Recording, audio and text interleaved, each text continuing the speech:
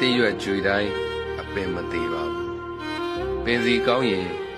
ရွက်သစ်ပြန်လောင်းပါလေအခက်ခဲဒုက္ခတွေရောက်တိုင်းဘဝပြတ်သွားတာတော့မဟုတ်ပါဘူးရှုံးမပေးပဲဆက်ကြိုးစားရင်အောင်မြင်မှုအခုပွင့်တွေထပ်ပြီးတော့ဝေစားနိုင်ပါသည်ဘလို့အခက်ခဲမျိုးပဲဖြစ်ဖြစ်အရှုံးမပေးပဲနဲ့ဆက်လက်ပြီးတော့ကြိုးစားရမယ်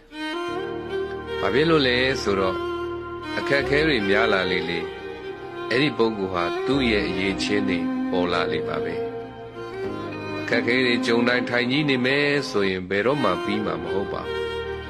အခက်ခဲတစ်ခုကြုံတိုင်းငါ့ကိုဘဝရဲ့သင်ခန်းစာတစ်ခုပေးတယ်လို့ပြောထားခက်ခဲကိုလုံးဝမကြောက်ပါနဲ့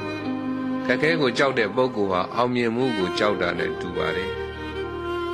ခက်ခဲတွေကိုကျော်လွှားနိုင်မှုအတွက်ဆွဲရှိရမယ်သိခံရမယ်ဉာဏ်ပညာရှိရမယ်တဲ့ခက်ခဲများကိုကျော်လွှားနိုင်သောပုဂ္ဂိုလ်များဖြစ်နိုင်ကြပါစေ